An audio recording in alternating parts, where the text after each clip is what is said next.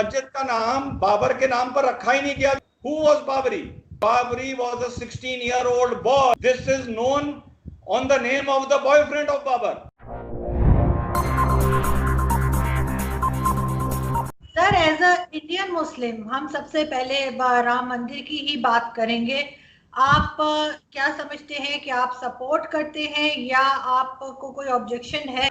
और सबसे बड़ी बात कि नेपाल जो है वो ये कह रहा है कि राम तो वहां पैदा हुए थे। जी शुक्रिया, मुझे पता है कि आपने मुझे इसी मुद्दे पर इनवाइट किया है as an Indian who happens to be a Muslim. और सबसे पहले देश और दुनिया के सभी उन भारतीयों को जिन्होंने राम मंदिर के लिए संघर्ष किया, प्रार्थना करी, उन सबको बहुत बहुत शुभकामनाएं, बहुत बहुत मुबारक।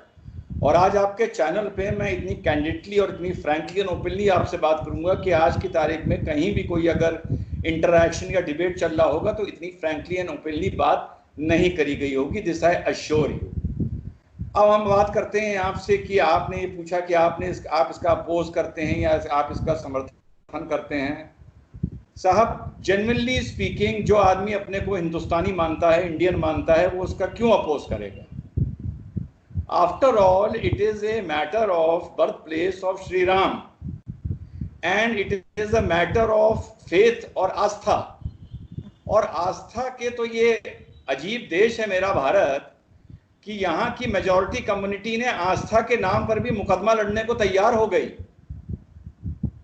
आप बताइए कि अल अक्सा मस्जिद में, जेरूसलम में, जहां हम मानते हैं कि हमारे हजूर सल्लल्लाहु अलैहि वसल्लम आसमानी तिजारत पर, मिराज पर जहां से उठे थे फरिश्ते जबरील के साथ, उस पत्थर से उठे थे या नहीं उठे थे, उसके ऊपर क्या दुनिया में कोई मुसलमान मुकदमा लड़ने को या सबूत देने को तैयार है? नहीं हो सकता। तो ये तो बहुत बड़प्पन भी है भारत के बहुसंख्यकों का और बहुत बड़ी बेवकूफ़ी भी है जो ये अपनी आस्था के नाम पर 30 साल से मुकदमा लड़ रहे हैं। ये मैटर, मैं हमेशा बोलता हूं, मुकदमे का था ही नहीं। ये मैटर भारत की आस्था का था, एक मस्जिद का था जहां पर हिंदू ये क्लेम कर रहा था कि प्रभु राम पैदा हुए थे हिंदुस्तान के। अब नेपाल का आदमी क्या बोलता है, इंडोनेशिया का आदमी क्या बोलता है, that is not the subject here आरजू। और जहां पर उन्होंने क्लेम किया था आज वहीं मंदिर बनाने जा रहे हैं, उसके अलावा कहीं बनाने नहीं जा रहे हैं। और ये लड़ाई आरजू जी इस बात की अगर होती कि उस जगह पर प्रभु राम पैदा हुए थे या हमारे हजूर आसमानी तिजारत पर वहां से उठे थे, तो मुझे समझ में आता। अगर ये लड़ाई इस बात की होती कि हजूर ने हिंदुस्तान, हजूर आए थे और उन्होंने यहाँ पहली मस्जिद की तालीम की, जो तामील की थी, वो उस जगह पर की थी, तब भी मुझे समझ में आता। मस्जिद नबी की तरह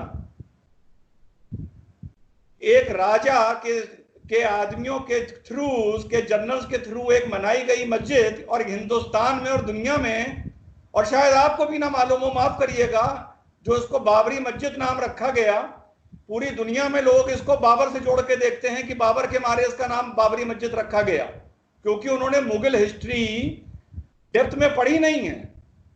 इस मस्जिद का नाम बाबर के नाम पर रखा ही नहीं गया, जो बाबरी सब समझते हैं बाबर के नाम पर रखा गया। Who was Babri? Does anybody know कि who was Babri in Mughal history? आज आपके चैनल पे बता रहा हूं कि Babri was a 16-year-old boy जिसको बाबर अफगानिस्तान के काबुल के मार्केट से खरीद के लाया था। Babar had a physical relationship with this boy called Babri, जो इब्राहिम लोदी का against first battle of Panipat में मारा गया था, और उसकी याद में इस मस्जिद का नाम जब तामील हुई थी तो बाबरी मस्जिद रखा गया था। तो for all the Muslims in the world they should understand कि दिस मस्जिद is not named after even Babar, this is known on the name of the boyfriend of Babar. जब इसका एक्सकवेशन होता है तो अंदर से ऐसा नहीं कि कुछ भी निकल आता है, अंदर से बाकायदा पिलर्स निकलते हैं, 36 दीवार निकलती है, मैन मेड स्ट्रक्चर निकलता है, जो मुस्लिम संस्कृति एंड मुस्लिम कल्चर से ताल्लुक नहीं रखता है। बात समझिएगा, मेरा आर्गुमेंट आरजू ये नहीं है कि राम यहां पैदा हुए थे या वहां पैदा हुए थे। जब उसके नीचे से स्ट्रक्चर निकला और वो मुस्लिम संस्कृति इस्लाम से जुड़ा हुआ नहीं था, वो राम जन्मभूमि थी या बुद्धिस्ट का कोई सेक्रेड स्थान था, या वहां पर कोई महल था, या वहां पर कोई सभागार था, या वहां पर घोड़े का तबेला था, चाहे वहां पर अस्तबल था, कुल मिला के वो जगह हमारी नहीं थी, मुसलमान की नहीं थी।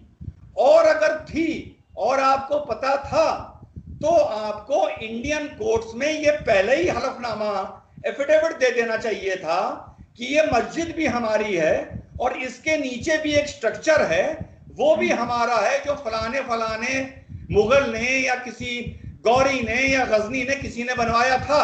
तब तो आप चुप रहे क्योंकि आपको ये लगता था ये लैंड वर्जिन लैंड है। लेकिन जब वहां पर स्ट्रक्चर निकल के आया मैन मेड, तब आप पलट गए। तब आपको नहीं पलटना चाहिए था। मुसलमान को सिर्फ इतना कहना चाहिए था, अब ये जगह हमारी नहीं है। जो मैंने अपील करी थी 17 साल पहले, प्यार मोहब्बत से अपने लिए मस्जिद की अगल बगल जगह लेनी चाहिए थी। मस्जिदें दुनिया में शिफ्ट होती आई हैं। अरे मक्का शरीफ में मस्जिदें शिफ्ट होती आई हैं, और हम दूर की बात क्यों करें, अरब वर्ल्ड की। और हमें इज्जत से बगल में मस्जिद बनानी शुरू कर देना चाहिए था, और ये जगह हमें हिंदुओं को हैंड ओवर कर देनी चाहिए थी। अब हिंदू वहां पर तय करता कि राम यहां पैदा हुआ था या वहां पैदा हुआ था, ये हिंदू का हेडेक है, ये जैनियों का हेडेक है, ये बुद्धिस्ट का हेडेक है। मुसलमानों को इस लड़ाई से एक्सकेवेशन के बाद इज्जत से बाहर निकल आना चाहिए था, जो मुसलमान नहीं निकले, और आज ये दिन देखना पड़ रहा है। दूसरी जगह पे जमीन दी गई है मस्जिद के लिए, तो इस बात की क्या गारंटी है कि कुछ अरसे के बाद वहां से भी कोई इसी तरह की क्लेम नहीं आ जाएगी?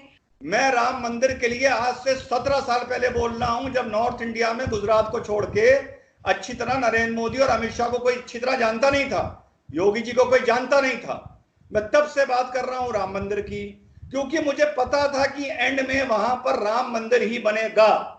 राम मंदिर भारत में नहीं बनेगा आरजू, तो फिर कहां बनेगा? हमें जगह दे दो, हमें जगह दे दो, हम वहां राम मंदिर बना लेंगे दुनिया में। हम यहाँ अयोध्या में नहीं बनाएंगे। हमें आप जगह दे दो पाकिस्तान में, हमें जगह दे दो सऊदी में, हमें जगह दे दो मिडिल ईस्ट में, हम वहां बना लेंगे, हम यहाँ नहीं बनाएंगे। कहीं कोई हमें जगह देगा? तो जो राम मंदिर यहां नहीं बनेगा तो आरजू कहां बनेगा? Common sense. अब आप ये बताइए कि आपने हाल में अल सोफिया का किस्सा सुना होगा, तुर्की का सुना होगा आपने। वहां क्या हुआ? 900 साल से वो एक चर्च था। तुर्की के लोग खुद मानते हैं वो चर्च था, सब मानते हैं। उसके बाद वो 500 साल पहले मस्जिद कर दी गई। मुस्तफा अतातुर्क ने आके कहा no it will be a symbol of secularism, उसने उसको म्यूजियम बना दिया। 15 दिन पहले तुर्की में उसको फिर से मस्जिद कन्वर्ट कर दिया गया। पूरे यूरोपियन वर्ल्ड ने, क्रिश्चियन वर्ल्ड ने इसका विरोध किया। दुनिया के मुसलमानों ने क्या इसका विरोध किया? आपने किया कि अल सोफिया म्यूजियम को मस्जिद क्यों बना रहे हो? आपने ट्वीट किया तुर्की के प्राइम मिनिस्टर को कि आप ये क्यों कर रहे हैं। इमरान खान ने ट्वीट किया, ओएसी ने किया, दुनिया के मुसलमानों ने किया? नहीं किया। क्यों नहीं किया? क्योंकि उनको खुशी हो रही थी ये म्यूजियम दादागिरी के चलते एक मस्जिद बन रहा है। और अगर मैं ये सवाल आपसे पूछूंगा, ओएसी से पूछूंगा, भारत के मुसलमान से पूछूंगा, तो जानते वो क्या जवाब देगा? वो कहेगा भाई हमसे क्या मतलब, वो तुर्की का मैटर है, हमसे भारत की बात करो। बहुत अच्छी बात है। जब रोहिंग्याओं की बात आएगी तो म्यांमार का रोहिंग्याओं का ठेका ले लोगे। जब बांग्लादेशियों की बात आएगी तो आप उनका ठेका ले लोगे। जब पैलेस्टीनियंस की बात आएगी तो आप इसराइल को कोसोगे और उन्हें गालियां दोगे, यहूदियों को। क्यों? वो भी तो फिर बाहर का मैटर है, उससे भी मतलब ना रखो। पर नहीं, मुसलमान ऐसा नहीं करता। आरजू, आई एम वेरी सॉरी, मुसलमान डबल स्टैंडर्ड करता है। अगर इसी तरह यूरोप में किसी जगह को जबरदस्ती चर्च बनाया गया होता जैसा तुर्की में इस्तांबुल में बनाया गया है, तो पूरा मुस्लिम वर्ल्ड खड़ा हो जाता, ट्वीट करने लगता, उसके खिलाफ बोलने लगता, जिहाद की बात शुरू हो जाती। लेकिन नहीं, मस्जिद बनाई जा रही है तो सब चुप हैं। क्यों चुप हैं? हम हमेशा अपनी अस्तीनें चढ़ाए रहते हैं। जब हम मेजॉरिटी में होते हैं तब हम अपनी अस्तीनें चढ़ाए रहते हैं, जब हम माइनॉरिटी में होते हैं तब हम आरजू अपनी अस्तीनें चढ़ाए रहते हैं। क्या दूसरे ने चूड़ियां पहन रखी हैं, दूसरे ने अपनी मां का दूध नहीं पिया है, दूसरे के जज्बात नहीं है?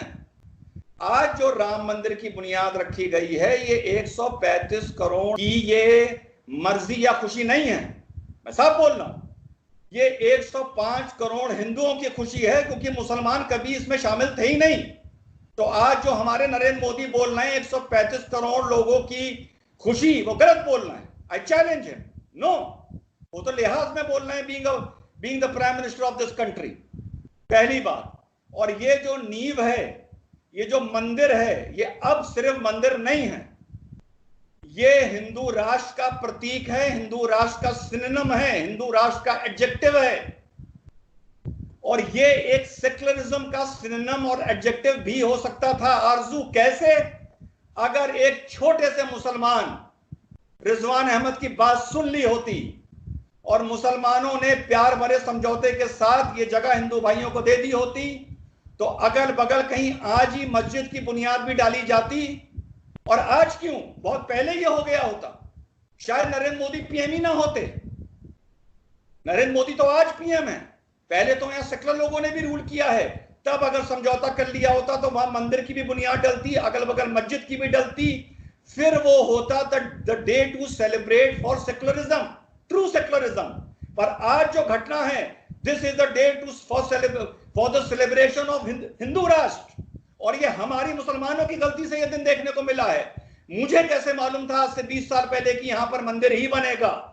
ये हमारे आलिमों को क्यों नहीं मालूम था? ये हमारे लीडरों को क्यों नहीं मालूम था? ये पढ़े लिखे मुसलमानों को कैसे क्यों नहीं मालूम था? मुझे कैसे मालूम था? मैं आपको बताऊं यूएई का सेकुलरिज्म क्या है आरजू। पूरे यूएई में हम तुम्हारे लिए 5 मंदिर बना देंगे, 2 सिनेगॉग बना देंगे, 5 चर्च बना देंगे, और उसकी फिर वीडियो बना के पूरी दुनिया में वायरल करी जाती है कि वाह वाह हाउ सेकुलर वी आर। साथ ही साथ माइनॉरिटी से ये कह दिया जाता है कि देखो सुनो, औकात में रहना, हैसियत में रहना, सवाल ना पूछना, पर ना निकालना, पर निकालोगे तो एक दिन एक रात में पैक करके घर वापस भेज दिया जाएगा। रोटी कमाओ, इज्जत से रहो। ये एटीट्यूड है मुस्लिम सेकुलरिज्म का, मुस्लिम नेशंस का, जो मॉडर्न कहलाते हैं। और दुनिया दूसरों का सुनिए, दूसरे जो सेकुलरिज्म देते हैं, और जब वहां मुसलमान जाता है, भले वहां भाग के जाए, भले वहां एज ए रेफ्यूजी जाए, जैसा यूरोप में जा रहा है, जाके तो सेटल हो जाता है, 5 साल बाद कहता है मेरी मस्जिद कहां बनेगी, मीनार कितनी ऊंची होगी, ऊपर चांद तारा लगेगा, लाउड स्पीकर लगेगा, हमें ये सिविल राइट्स दो, हमें वो सिविल राइट दो, हम तो इलेक्शन भी लड़ेंगे, हम तो गवर्नर भी बनेंगे, हम तो पॉलिटिक्स भी करेंगे, हमें शरिया भी चाहिए। ये करता है मुसलमान जब मेजॉरिटी नेशंस में जाता है, और ये कर रहा है। इंग्लैंड में शरिया की मांग हो रही है, यूरोप में शरिया की मांग हो रही है। अरे 55 मुल्क इस्लामी हैं, करो वहां पर शरिया। दूसरों के मुल्क जाके आप क्यों उनको डिस्टर्ब करते हैं? और जब दूसरी तरफ से आरजू रिएक्शन होता है, तो हर मुसलमान वो बात बोलता है, बुरा ना मानिएगा, जो आप बोल रही हैं, कमजोर को दबाया जा रहा है। अरे इस्लामी मुल्कों में क्या किया जा रहा है? वहां दबाया नहीं जा रहा है, वहां पे माइनॉरिटी पहले ही इतना दब के रहती है कि उसको दबाने की नौबत ही नहीं आती है। वो तो हम ही मुसलमान ऐसी माइनॉरिटी हैं जो इतनी आस्तीन चढ़ाते हैं, इतनी आंखें दिखाते हैं, इतना गला फाड़ते हैं कि नौबत आ जाती है कि दूसरा हमें दबाए, और उस चीज को फिर हम लोग चेस्ट बीटिंग करते हैं, विक्टिम कार्ड प्ले करते हैं। आप कहेंगे मुस्लिम्स ये कर रहे हैं, वो कर रहे हैं, ये करके आप ये जस्टिफाई नहीं कर सकते अगर भारत में कुछ गलत हो रहा है। अगर भारत में मुस्लिम्स के साथ कुछ गलत हो रहा है, तो सिर्फ ये कह देने से कि बाकी मुस्लिम कंट्रीज में माइनॉरिटी के साथ गलत हो रहा है, आप उसको जस्टिफाई नहीं कर सकते। करेक्ट करेक्ट करेक्ट, बिल्कुल। मैंने आपसे पहले कहा, highest happiness of the highest number हर जगह इंप्लीमेंट नहीं होती। यस, अगर कोई मुस्लिम बच्चा लायक है और उसको नौकरी नहीं दी जा रही, और मेरे पास वो मैटर आए, तो मैं खुल के बोलूंगा। अगर किसी मुसलमान को इंसाफ नहीं मिल रहा है, माइनॉरिटी को हम खुल के बोलेंगे। अगर गौ रक्षा के नाम पर भारत में गौ लिंचिंग हो रही है, मैं उसके खिलाफ खुल के बोलूंगा, उसका घोर विरोध करूंगा, बिल्कुल करूंगा। अगर कोई जुल्म हो रहा है, उसके खिलाफ बोलूंगा। लेकिन इट इज बाउंड के कंपैरिजन करना पड़ेगा, it is bound, it is human. क्या मुसलमान कश्मीरी पंडित के खिलाफ बोला, जो उनको मार मार के कश्मीरी पंडित को भगाया गया? क्या पाकिस्तान बोला? क्या उनके वहां मंदिर नहीं थे जो जलाए गए और तोड़े गए? मैं अपनी आंख से देख के आया हूं, मैंने वीडियोग्राफी करी है कि राम मंदिर का निर्माण, आज ही मस्जिद की बुनियाद भी रखी जाती, और देश का प्रधानमंत्री वहां भी जाता और ये सेकुलरिज्म की जीत होती। लेकिन सिर्फ मुसलमान की जिद ने, आज मैं साफ बता रहा हूं, आज जो दिन है ये देश के हिंदुओं के लिए और दुनिया के हिंदुओं के लिए एक मुबारक का दिन है, ना कि मुसलमानों के लिए। पर अगर मुसलमान ने अकल से काम लिया होता, जज्बात और होश से काम लिया होता, तो आज ये दोनों के लिए एक मुबारक दिन होता और एक नए युग की एक नई मिसाल और एक नई सेंचुरी शुरू होती ब्रदरहुड की। We have missed the bus and we will suffer in the future also. I warn the Muslims.